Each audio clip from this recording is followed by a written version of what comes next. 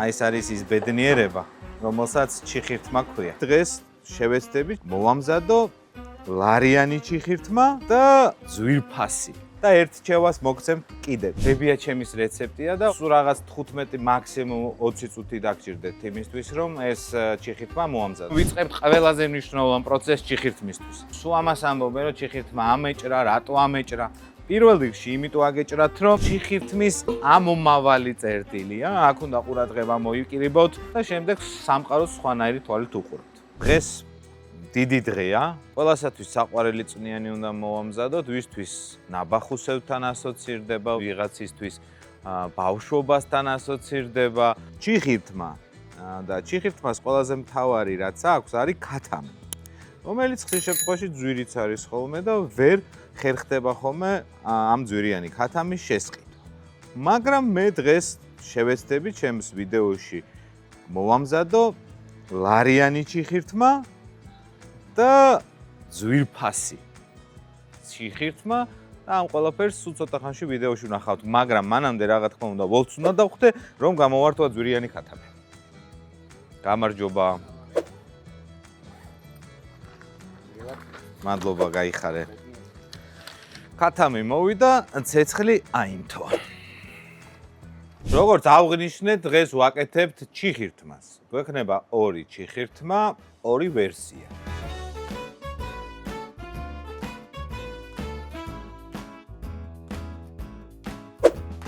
და შევეცდები აგიხსნათ თუ რას ნიშნავს ლარიანი ჩიხირთმა.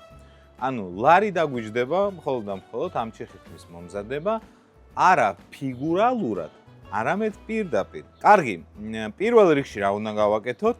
ყველაზე მეტად რაც მიყვარს ამ ვიდეოებში, ეს არის რა თქმა უნდა შავი ლომის შავი, რომელიც გადარაკრაკდება სულ ცოტა ხანში ჩემში. ესე იგი, დოზა ვიცით, როგორ უნდა დავასხათ შავი ლომის შავი, რომ ერთ ყლუფში მივირთვა.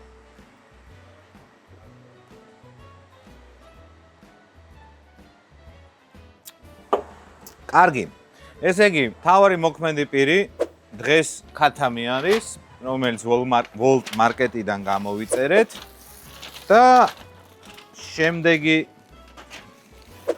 მეორე მომქმედი გმირი არის დაში, იგივე მშრალი ქათმის ბულიონი, იგივე გალინა ბლანკა, მეგერჩევთ რომ გამოიყენოთ გალინა ბლანკა 2 ლიტრზე დაგჭირდებათ 4 კუბიკი გალინა ბლანკა, იგივე ბულ.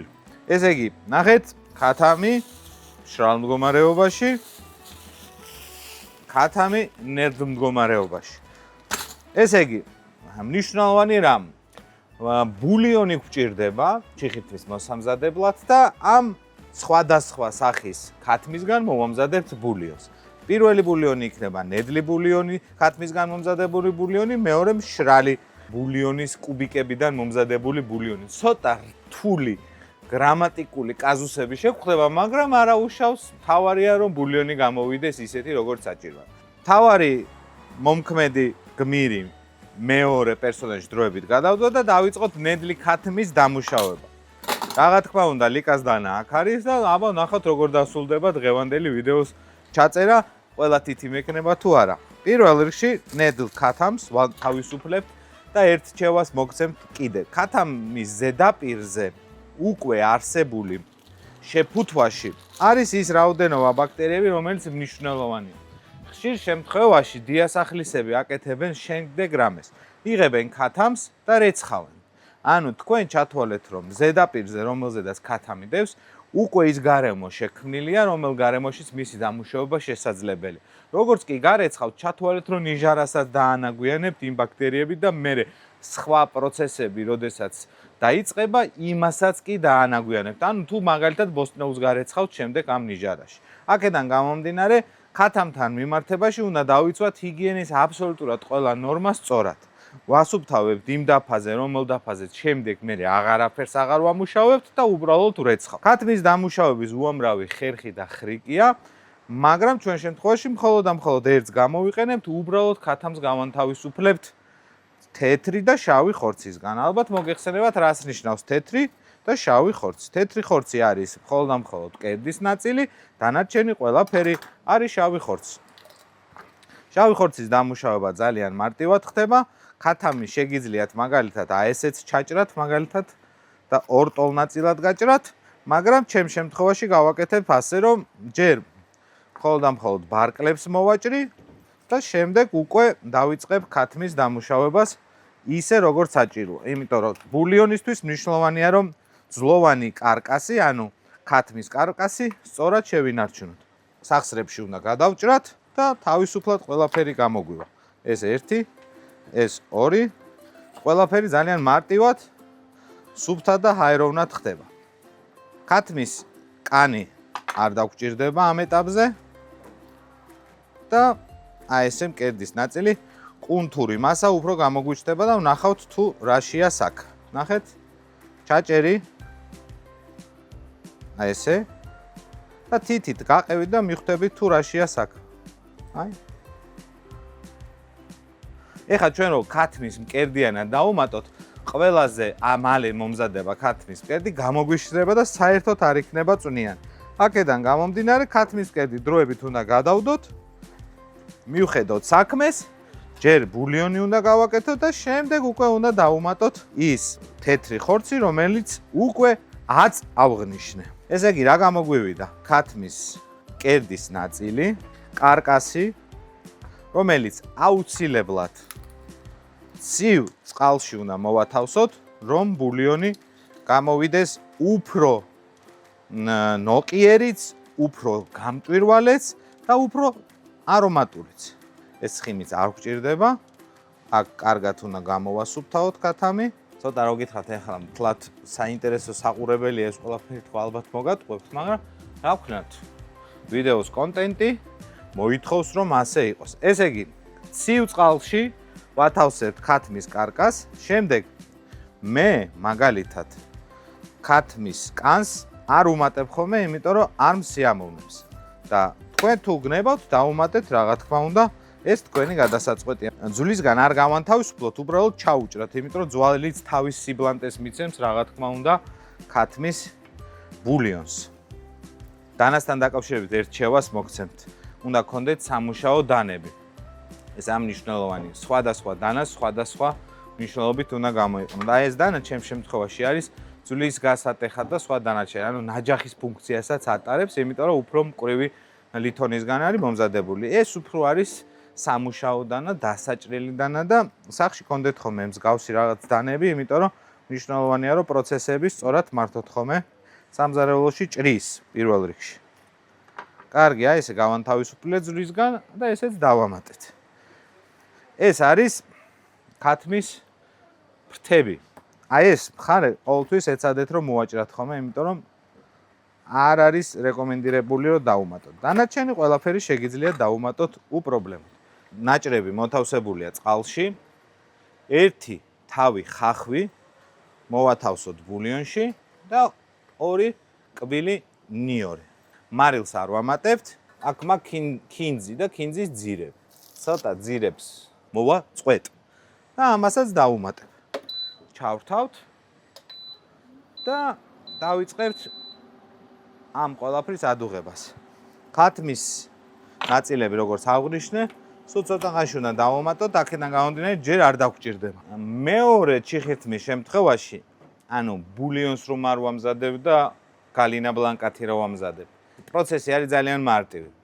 თქვენ წარმოიდგინეთ, სულ რაღაც 15 მაქსიმუმ 20 წუთი დაგჭირდეთ იმისთვის, რომ ეს ჩიხირთმა მოამზადოთ. ანუ ლარიანი ჩიხირთმა და არ ველოდებით ბულიონის მომზადებას, ჩვენ თვითონვე ვიწყებთ პროცესებს. და რას გულისხმობს პროცესების დაწყება? პირველ რიგში ვიწყებთ ხახვით. ხახვი უნდა გავჭრათ დაახლოებით შუაში და დაგჭირდება ნახევარი ხახვი დაახლოებით ლიტრ წყალზე, ანუ 2 ლიტრ წყალზე ერთი დიდი ხახვი დაგჭირდება. ხახვი რა თქმა უნდა დავჭრათ რაც შეიძლება წვრილ ნაჭრებად, წვრილად, ანუ იმიტომ რომ ადვილად მომზადდეს. შეგიძლიათ სახეზე გახეხოთ, შეგიძლიათ დააბლენდეროთ, ეს თქვენ როგორც გაგიხარდებათ, თავარია რომ არ იყოს მსხვილი ნაჭრები, ანუ უხეშ ფაქტურა არ მოგხდეთ მირთმევის დროს. ესე იგი, ხახვი ერთი კბილი ნიორი. კახეთში ნიორს უმატებენ, იმერეთში არ უმატებენ. შეიძლება უმატებენ კიდევაც, მე არ შემხვედრია, რომ იმერეთში დაემატებინოთ ნიორი ხოლმე. კახეთში უმატებენ. თბილისშიც ზოგი უმატებს, ზოგი არ უმატებს. მე მაგალითად ხან უმატებ, ხან არ უმატებ. კარაქი. ლარიანის შემთხვევაში შეგიძლია ზეთიც დავუმატოთ. მე მაგალითად ლარიანი ჩიხირთმის პრინციპი არის ბებიაჩემის რეცეპტია და 90-ებში, როდესაც არ იყო პროდუქტები, ბებიაჩემმა მოიფიქრა ეს ვერსია და მაშინ ზუსტად ახალი შემოსული იყო გალინა ბლანკა და გააკეთა ეს წვნიანი, რომელსაც ცივსაც მიირთმევდა ხოლმე თვითონ და ჩვენს გვასინჯებდა და მაშინ რა თქმა უნდა ამზადებდა ზეთით და არა კარაქით. ჩვენ შემთხვევაში ეხა კარაქს მოვათავსებთ და წავალთ ლარის პრინციპით. ანუ დაახლოებით ეს კარაქი უკვე ლარია, მაგრამ ზეთის შემთხვევაში თავისუფლად შეგიძლიათ რომ იყოს 10 თეთრი, 15 თეთრი, ხახვი და ნიორი.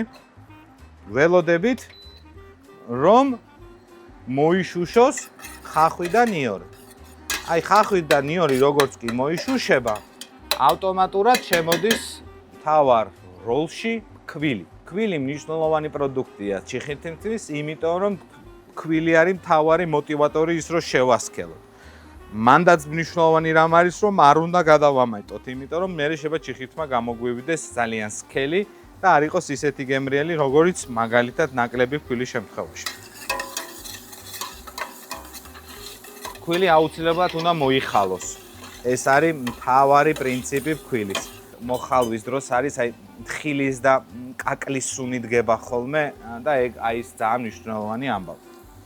ქვილი დაგჭირდება დაახლოებით აი ამდენი. ეს არის ერთი სუფრის კოვზი. აი მოხალვაში რავს გულისხმობ, ნახე. როგორც კი პროცესი იწყება, ავტომატურად სუნიც კარაქთან ერთად ძალიან მაგარი დგება. ცოტა მარილი მივცეთ.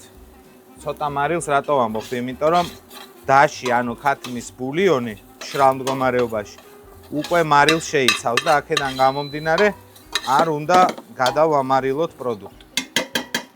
ცოტა წყალი უნდა დავამატოთ. ცოტა, ბევრი წყალი არ დავამატოთ, იმიტომ რომ ჯერ უნდა შევკრათ, ასე ვთქვათ, соуსი და მერე უკვე წყლით უნდა გავაზაოთ და გავანეიტრალოთ.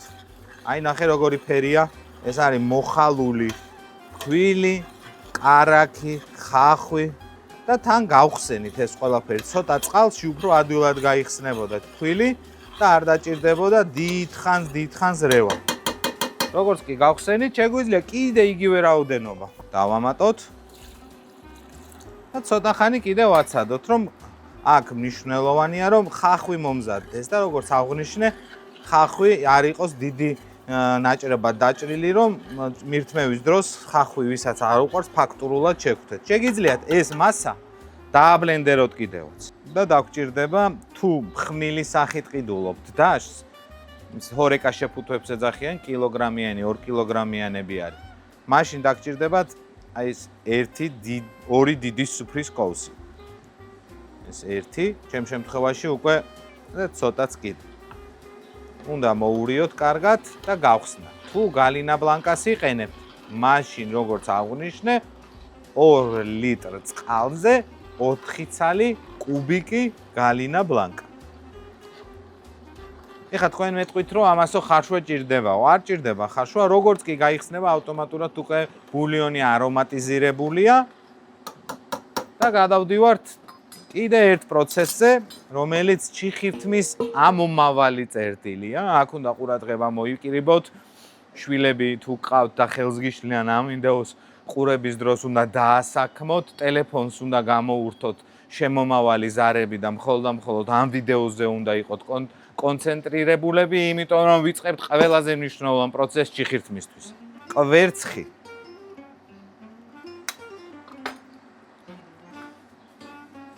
ეს არის გული, რომელიც ცოტა ხანი უნდა გადავდოთ.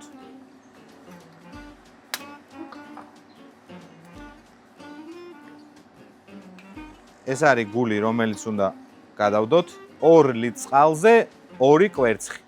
ოღონდ მნიშვნელოვანი პროცესია, რაც მე გავაკეთე, ეს არ უნდა გააკეთოთ. და გეტყვით რატო? იმიტომ რომ კვერცხი დიდ თავში, გული დიდ თავში უნდა მოათავსოთ და ცილა პატარაში. და რატომ იცი? იმიტომ რომ აქ იწყება მთელი პროცესი, რომელსაც სულ ცოტა ხანში განახეთ. ანუ ეს ჯამი დროებით გადავდოთ, არ გვჭირდება და მეორე ჯამი დაგჭირდება. ორი გული ცოტა მარილი, იმიტომ რომ აღნიშნე რომ დაში მარილიანია. შემდეგ ძმარი და ესეც დროებით გადავდოთ და თავარ როლში შემოდის მწვანილი. მეტყვით რომ მწვანილი რა შუაშია ეხაო და შუაში კი არა თავშია. და გეტყვით რატო? აი ამასაშივე უნდა ჩავაჭრათ აუცილებლად ქინძი. და ამასაც გეტყვით რატო? იმიტომ რომ როგორც კი კვერცხიან მასას მოვათავსებთ ქვაბში, ავტომატურად დაახლოებით უნდა დათვალოთ 180-მდე, ანუ 3 წუთი და ავტომატურად გამორთოთ გაზი, მწვანილი უნდა წვრილად დავკეპოთ და მოვათავსოთ კვერცხთან და ძმართან და ცოტა მარილთან. ესეთი მოწყობილობა ალბათ ყველას გაქვთ სახლში, მაგრამ თუ არა გაქვთ, გირჩევთ რომ შეიძინა. ესე იგი ვიწყებთ რას? კვერცხი მწვანილთან ერთად კარგად უნდა მოურიოთ და ეხა ჩიხირთმის აჭრასთან დაკავშირებით არის დიდი მითქმა-მოთქმა. სულ ამას ამბობენ, რომ ჩიხირთმა ამეჭრა, რატო ამეჭრა? პირველ რიგში იმიტომ აგეჭრათ, რომ ცილა დაუმატეთ. ცილა იჭრება. მეორე რიგში თქვენ უკვე ადუღებულ ბულიონში მოათავსეთ ის მასა, რაც ათქვიფეთ. და კვერცხი შეშინდა, შეიკრა და მოიხარშა. ეხა მთავარი ამბავი რა არის, რომ ბულიონი უნდა შევიყვანოთ ამ მასაში და ეს მასა არ შევიყვანოთ ბულიონში. ამისთვის დაგჭირდება ესეთი ჩამჩა ქვია ამას. და ჩამჩა დაგჭირდება. ნახეთ რა ვშვებით, ორი ხელი გვაქვს. აქედან გამომდინარე, ერთი ხელით ვიწყებთ ჩასხმას ცხელი ბულიონის და პარალელურად მორევას. ამას მეორეჯერაც გავიმეორებ, იმიტომ რომ მეორე ბულიონის გვაქვს და მეორე ჩიხირთმაც უნდა მოვამზადოთ. და მე ერთგვარი ჩელენჯი იქნება, რომელი ჩიხირთმა უფრო გემრიელია. აი შევიყვანეთ. კიდე ცოტა შევიყვანო და რას ვაკეთებთ? ამ ბულიონის ტემპერატურა და ამ ბულიონის ტემპერატურა უნდა იყოს ერთი და იგივე. როგორც კი შევიყვანთ, ავტომატურად ჩათვალეთ, რომ მასა აღარ აგვეჭრება. სრულიად საკმარისია დაახლოებით 7-8 აი მსგავსი ჩამჩით შეყვანა. და ეს არის ის ნამდვილი ჩიხირთმის ფერი, ასე ვთქვათ, რომელიც მადას აღძრავს, მოდუნებულ კუნთებს, დაძაბულ კუნთებს ადუნებს უпростоრეთ და შემდეგ სამყაროს სხვანაირი თვალით უყურებთ. შევიყვანეთ.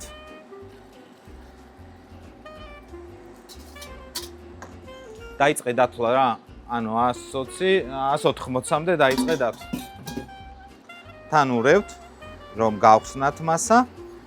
განუწყვეტლივ უნდა ურიოთ ეს 180 წამი, ასე ვთქვათ, იმიტომ რომ მნიშვნელოვანია.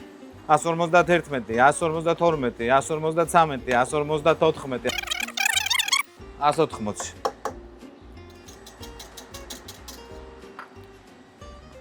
აი ეს არის ის ბედნიერება, რომელსაც ჩიხირთმა ქვია.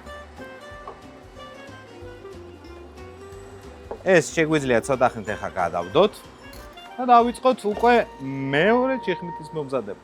ესე იგი ვიწყებთ მეორე ბულიონის მომზადებას და ვიწყებთ რა თქმა უნდა, როგორც ჩვეულებრივი ლარიანი ჩიხირთმის ბაზის მომზადებას ჩვეულებრივი ჩიხირთმისთვისაც. ხახვი იგივე წვრილად დაჭრილი მოვათავსოთ ქვაბში. ნიორი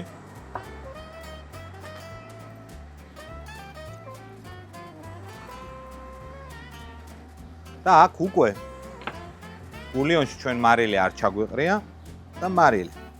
რომ ხახს კარგად მივცეთ მარილი, იმისთვის რომ გემო უფრო კარგად გახსნას. და კარაქი. ბულიონი უკვე მომზადებულია. დროებით გადმოვდგათ და დავიწყოთ უკვე ხახვის მოსუშვა.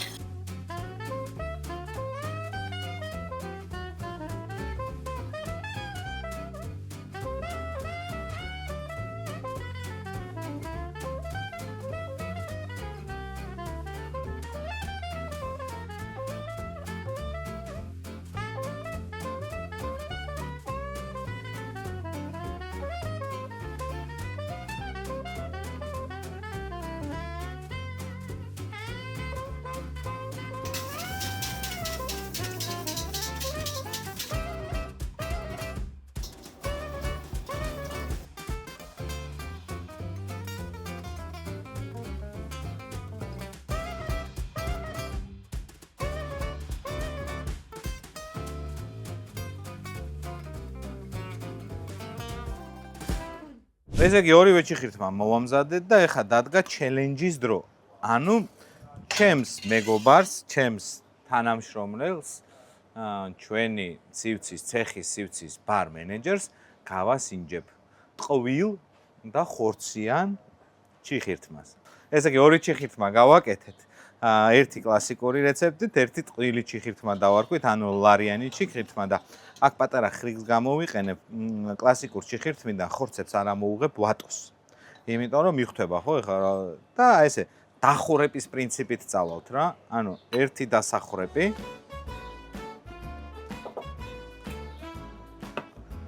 და მეორე დასახურები. ამებს გადავდგავ საერთოდ რომ ვერ დაინახოს. თუ გამოიცნობს, ნახოთ აბა. ვატო! რაღაცა ჩელენჯია და უნდა გამოიცნო. უნდა გამოვიცნო? ხო.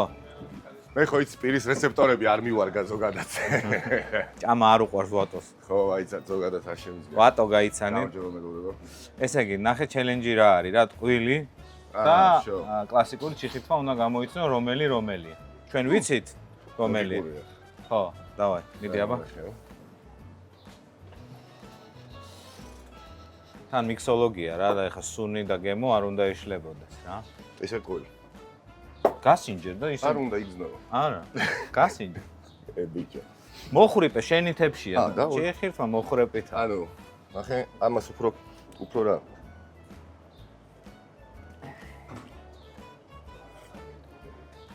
ამას ფრეში გემო აქვს და ამაში ის იგზნოა. რა? კუბები. კუბები? ცხუში იგზნოა. აბა გასინჯერ. იმიტომ რომ მაგას ისე რაღაც სუნელი აქვს. არა, კლასიკური იყო. უსუნელო იყო. ნუ მაინც ეს არის. მაგრამ ანუ გემოზე ვერ გაარჩევს. გემოზე ერთ ეგივეა, მაგრამ ცხვილში იგზნოა. იმიტომ რომ ის რაღაც სუნელის ცხვილი. მარილზე უფრო იცანი თუ რაზე იცანი? რაღაც სუნელზე. ხო, ეგ არის აი ზუსტად ის მნიშვნელოვანი სუნელი. სუნელი არ არის, არის მარილი. აი რომელს აირჩევდი? გემოზე ეს უფრო ასწორებს. ახმელიაზე ეს უფრო გასწორებს. აი მეც ყოველთვის ვცდილობ ხოლმე რომ მოვამზადო გალენა ბლანკასგან, იმიტომ რომ პირველი იაფიჯდება და ნაბახუსევზე ავტომატურად ეხა ყველას შეიძლება ნაბახუსევზე მომიტევეთ. კი ბატონო.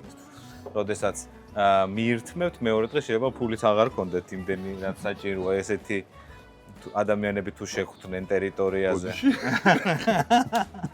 ეს მიბაძა. ცირა არის. ეს ნუ კლასიკური ჩიხირთმა რა თქმა უნდა, კაი ნაბახუსევზე რა. მე ადამიანს რომელსაც სიმლა შემიყვარს და ნაბახუსევზე ძირითადად წვნიანს აი არც სინჯავ ისე ეგრევე მარილს ვამატებ. ხო. ამაზე უფრო წავიდები. კი, და თან ეს ყველაზე მთავარი პირველი არის მნიშვნელოვანი რომ იაფიჯდება და მეორე რაც არის ცივი ვერსია შეგიძლიათ ამისი მიირთვათ ძალიან საინტერესოა თქვა. ქიმიან ნახე, გამოცდილება მაინც რაშოა, მე მაინც ჯერ კარგი, ძალიან დიდი მადლობა. კარგად ბრძანდებოდით ნახვამდის, მიხედეთ საქმეს. მე კი შემდეგ ვიდეომდე დაგემშვიდობებით ნახვამდის. ესე იგი, ლარიანი ჩიხირთმა, დიდი მადლობა რა თქმა უნდა World Markets და გადავარაკრაკოთ როგორც ყოველთვის ჩვენი შავი ლომის შავი, რომელიც სულსა და გულს ისე უხდება, როგორც სხვა არაფერი. ნახვამდის.